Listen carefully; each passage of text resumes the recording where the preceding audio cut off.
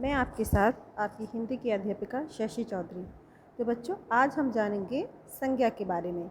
संज्ञा की परिभाषा, संज्ञा के भेद। वैसे तो आप सब लोग जानते हैं कि हमारे आसपास जितनी भी चीज़ें होती हैं उनका कोई ना कोई नाम ज़रूर होता है ना। ऐसी कोई भी वस्तु हमारे आसपास नहीं होती जिसका कोई नाम ना हो। तो इन्हीं नामों के बारे में हम जानते हैं कि इन्हीं नामों को हम क्या कहते हैं, संज्ञा। तो चलिए आज विस्तार से संज्ञा की परिभाषा और उसके भेदों के बारे में जानते हैं। बच्चों, सबसे पहले हम देखते हैं कि हम संज्ञा किसको कहते हैं। यह संज्ञा की परिभाषा क्या है। तो किसी भी वस्तु, व्यक्ति, स्थान, स्थिति, गुण या भाव के नाम का बोध कराने वाले शब्दों को हम संज्ञा कहते हैं। यानी इनमें से अगर किसी का भी नाम हमें पता चल रहा है तो हम उस शब्द को क्या बोलते हैं, संज्ञा। जैसे लखनऊ गोमती किनारे बसा है। क्रोध इंसान को पागल बना देता है। तो इसमें लखनऊ क्या है, एक शहर का नाम है ना। और इंसान एक पूरी जाति का सूचक है। यानी इंसान में तो बहुत सारे लोग आते हैं। तो गोमती नदी का नाम है और क्रोध हमारे भाव को दर्शा रहा है। तो ये सभी क्या है, संज्ञा है ना। क्योंकि क्रोध भाव को कैसे दर्शाता है कि क्रोध को हम छू तो सकते नहीं, है ना। उसे हम देख करके महसूस करते हैं। अगर कोई सामने वाला व्यक्ति आपको गुस्से में नज़र आ रहा है तो आप उसको कैसे पहचानते हो, आपको कैसे पता कि वो गुस्से में है या क्रोध में है।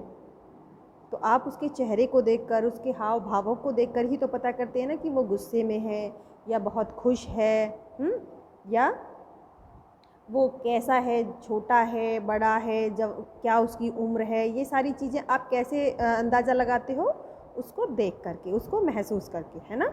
तो यही हमारा क्या कहलाता है, भाववाचक संज्ञा। तो चलिए आगे जानते हैं संज्ञा के भेदों के बारे में। संज्ञा के कितने भेद हैं। वैसे तो आपकी क्लास में 8th क्लास तक आपको 3 ही भेद पढ़ाए जाते हैं, व्यक्तिवाचक संज्ञा, जातिवाचक संज्ञा और द्रव्यवाचक संज्ञा। परंतु आगे जाकर अब जब आप पढ़ोगे तो आपको संज्ञा के 5 भेद पढ़ने को मिलेंगे, जिनमें एक समूहवाचक संज्ञा और भाववाचक संज्ञा भी है। तो हम अभी आपकी जितनी आपके कोर्स में हैं 3 संज्ञा, उन्हीं के बारे में जानेंगे। तो देखिए, व्यक्तिवाचक संज्ञा क्या है। यानी जिस शब्द से किसी एक विशेष व्यक्ति, प्राणी, वस्तु या स्थान का बोध होता है ना। यानी जिससे हमें किसी एक विशेष व्यक्ति, स्थान या वस्तु का पता चलता है, उन्हें हम क्या कहते हैं, व्यक्तिवाचक संज्ञा।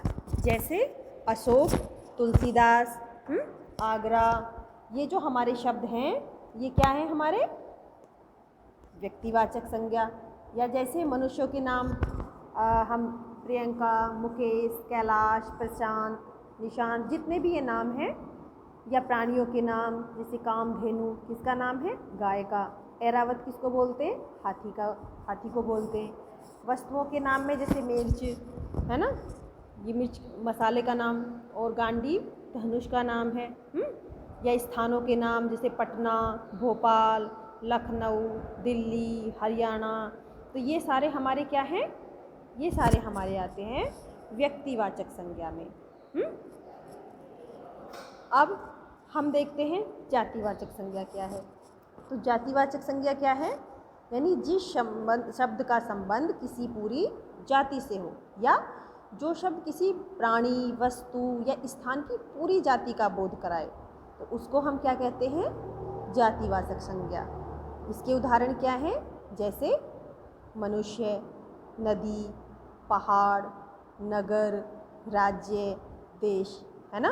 तो इनसे हमें क्या पता चल रहा है, पूरी जाति का बोध हमको इससे हो रहा है। यानी मनुष्य में सारी जाति आ जाती है, मनुष्य की सारे मनुष्य आ जाते हैं, चाहे वो लड़का है, लड़की है, बच्चा है, बूढ़ा है, जवान है, सब आ जाते हैं। ऐसे ही नदी, अब नदी में भी बहुत सारी नदियाँ हैं, जिन नदियों के अलग अलग नाम हैं। तो सारी नदियाँ हमारी नदी में आ जाती हैं, किसी एक नदी का नाम तो इसमें लिया नहीं गया। ऐसे ही पहाड़ यानी पर्वत, वो भी अलग अलग नामों से जाने जाते हैं, लेकिन पहाड़ या पर्वत में हमारे सारे ही पहाड़ आ जाते हैं। ऐसी नगर, राज्य या देश, है ना, तो जिससे मतलब हमें किसी की भी पूरी जाति का बोध होता है, वो हमारा कहलाता है जातिवाचक संज्ञा। तो चलिए बच्चों, अब हम जानते हैं आपकी तीसरी संज्ञा के बारे में, यानी भाववाचक संज्ञा। तो भाववाचक संज्ञा किसको कहते हैं? यानी जिन संज्ञा शब्दों से किसी वस्तु या व्यक्ति के गुण, धर्म, दोष, शील, स्वभाव, अवस्था, भाव इत्यादि का हमें बोध होता है ना। यानी जो शब्द जिन शब्दों से हमें किसी के भाव, गुण, अवस्था, क्रिया के व्यापार का बोध होता है, या उन्हें हम क्या कहते हैं? भाववाचक संज्ञा। जैसे सुंदरता, प्यार, ईमानदारी, बचपन, क्रोध आदि, है ना। अब इससे हम कैसे पता चलता है? इसको एक तो हम छू नहीं सकते, इसको हम गिन भी नहीं सकते भाववाचक संज्ञा में, तो इसको सिर्फ हम महसूस कर सकते हैं ना, या दूसरे को देख करके हम अंदाज़ा लगा लेते हैं। जैसे सुंदरता, अब हमें कोई कहता थोड़ी है कि भाई ये बच्चा सुंदर लग रहा है या ये स्त्री सुंदर लग रही है, लेकिन हम उसको देख कर के अंदाज़ा लगा लेते हैं ना कि हाँ ये सुंदर है। या हमारे सामने से कोई व्यक्ति या बच्चा गुजर रहा है, तो हम कैसे उसका देखकर ही अंदाज़ा लगा लेते हैं कि वो बच्चा है, बूढ़ा है या जवान है, या कोई व्यक्ति क्रोध में है या अच्छे मूड में है ना, खुश मिजाज है, या जैसा भी है, तो हम उसके नेचर के बारे में, उसकी प्रकृति के बारे में, उसके स्वभाव के बारे में हम कैसे पता लगा लेते हैं? केवल उसको देखकर। तो यही सारी चीज़ें हमारी किस में आती हैं? भाववाचक संज्ञा में, है ना। या जैसे किसी का गुण, भाई कोई चीज़ मीठी है, कोई कड़वी है, कोई चीज़ गर्म है या कोई ठंडी है, तो ये सब चीज़ें हम केवल अनुभव से या महसूस करके पता करते हैं, है ना। तो ये सारे शब्द हमारे किस में आते हैं? हमारे ये आते हैं भाववाचक संज्ञा में। तो जैसे जातिवाचक संज्ञा, सर्वनाम, क्रिया विशेषण और अव्यय, ये भी भाववाचक बनाए जाते हैं। तो जैसे दोस्त से दोस्ती, अहंग से अहंकार, ऊपर से ऊपरी, इस प्रकार से। अब चलिए हम द्रव्यवाचक संज्ञा और समूहवाचक संज्ञा के बारे में भी जान लेते हैं कि ये क्या है। तो द्रव्यवाचक संज्ञा क्या है? किसी पदार्थ, इसमें हमें किसी पदार्थ या द्रव्य का बोध कराने वाले शब्द होते हैं, उनको हम कहते हैं द्रव्यवाचक संज्ञा। तो जैसे पानी, स्टील, सोना, लकड़ी, ऊन, प्लास्टिक, चीनी, या कोई भी हमारी दालें, या हवा, मिट्टी, ये सारी चीज़ें हमारी किस में आती हैं? द्रव्यवाचक संज्ञा में। अब समूहवाचक संज्ञा क्या है?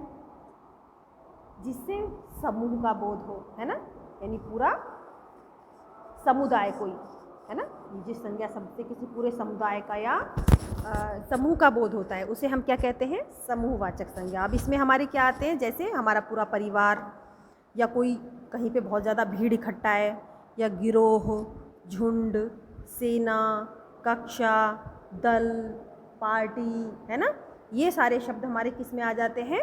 समूहवाचक संज्ञा में, क्योंकि इसमें हमें पूरे एक समूह का, एक झुंड का पता चल रहा है ना, एक टीम का पता चल रहा है। तो द्रव्यवाचक और समूहवाचक जो संज्ञा हैं, वो शब्दों को हिंदी भाषा में परंपरागत रूप से जातिवाचक संज्ञा शब्दों के अंतर्गत ही इनको माना जाता है, यानी कि जातिवाचक संज्ञा में ही इनको ज़्यादातर माना जाता है।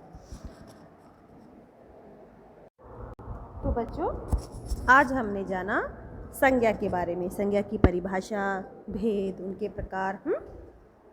धन्यवाद।